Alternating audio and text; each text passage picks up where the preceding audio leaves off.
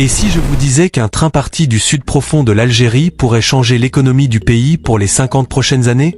Un convoi discret, des wagons remplis de minerais bruts, mais derrière ce départ, une révolution industrielle silencieuse est en marche. Restez bien jusqu'à la fin parce que ce qui se prépare va vous choquer. Avant de commencer, abonnez-vous maintenant, activez la cloche et partagez cette vidéo autour de vous. Ce genre d'information, tout le monde doit le savoir. Aujourd'hui, on parle du projet minier géant de Gara Jubilee, situé à Tindouf. Et croyez-moi, ce n'est pas juste une mine. Le convoi a quitté Tindouf. Des dizaines de wagons chargés de minerais de fer brut. Direction le nord. Ce n'est pas un simple transport. C'est le lancement officiel de l'exploitation d'un des plus grands gisements de fer au monde. Un projet dont on parle depuis des décennies. Mais cette fois, c'est réel. Ce train marque le passage entre les promesses et l'action. Dans l'extrême sud-ouest algérien, à la frontière du désert, se trouve un trésor stratégique. Le gisement de Gara Jubilee est considéré comme l'un des plus grands gisements de fer au monde. Des milliards de tonnes de réserves estimées. Un potentiel de production initiale de 4 millions de tonnes par an. Et ce n'est qu'un début. Pendant longtemps, ce gisement est resté inexploité. Problèmes techniques. Manque d'infrastructures. Coûts logistiques énormes. Aujourd'hui, ces obstacles tombent un à un. Chaque année, l'Algérie importe massivement du fer. Facture estimée, plus de 1,2 milliard de dollars. Un argent qui quitte le pays. Un argent qui pourrait être investi localement. Avec l'exploitation de Gara Jubilee, l'objectif est clair. Remplacer les importations par la production nationale. Autrement dit, le minerai algérien va remplacer les cargaisons étrangères.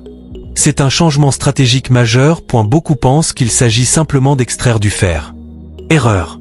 Le projet prévoit des unités de traitement, des fonderies, des zones industrielles intégrées, une transformation locale du minerai. L'objectif est clair. Créer une industrie sidérurgique 100% algérienne. Extraire, transformer, produire localement. Créer de la valeur ajoutée. Ne plus vendre brut, mais vendre transformé. Et ça change tout. Un projet de cette taille ne peut pas fonctionner sans logistique. C'est là qu'intervient la nouvelle ligne ferroviaire reliant Tindouf à Béchar. Cette ligne devient l'épine dorsale du projet. Elle réduit drastiquement les coûts de transport. Elle permet d'acheminer le minerai vers les infrastructures portuaires. Et à long terme, vers l'exportation. Europe, Asie, Afrique. L'Algérie ne veut pas seulement produire. Elle veut concurrencer. Les projections parlent de flux annuels pouvant atteindre 4,5 milliards de dollars. Imaginez l'impact. Cela signifie augmentation des réserves en devises, réduction de la dépendance pétrolière, diversification économique. Depuis des années, l'Algérie cherche à sortir de la dépendance aux hydrocarbures. Ce projet pourrait devenir l'un des piliers de cette transition. Ce n'est pas qu'un projet industriel. C'est un projet humain. Les autorités annoncent 5 000 emplois directs, jusqu'à 20 000 emplois indirects. Les wilayas de Tindouf, Béchar et Nama vont connaître une transformation majeure. Nouvelles infrastructures, nouveaux investissements, développement durable. Pour certaines régions longtemps marginalisées, c'est un tournant historique. Le départ de ce train est un signal. Un message stratégique. L'Algérie montre qu'elle ne veut plus être seulement un exportateur de pétrole et de gaz. Elle veut peser dans l'industrie mondiale. Elle veut exploiter ses ressources minières. Elle veut transformer localement. Elle veut exporter avec compétitivité. Et surtout, elle veut devenir un acteur industriel majeur en Afrique. Mais tout n'est pas simple. Exploiter un gisement de cette taille demande des technologies avancées, des investissements colossaux, une gestion rigoureuse, une stabilité stratégique.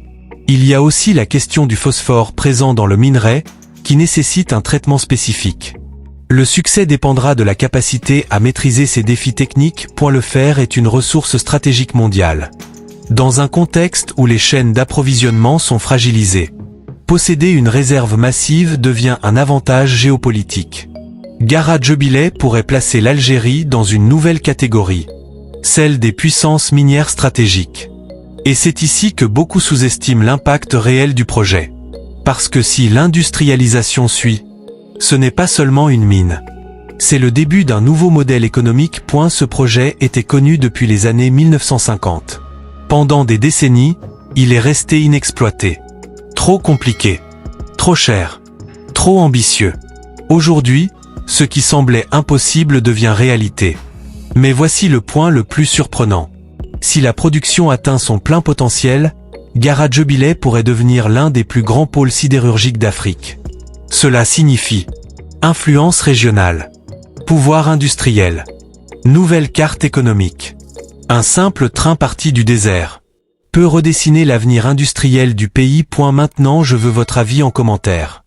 Est-ce que vous pensez que ce projet va vraiment transformer l'économie algérienne? Ou est-ce encore une promesse de plus? Écrivez votre opinion. Je lis tous vos commentaires.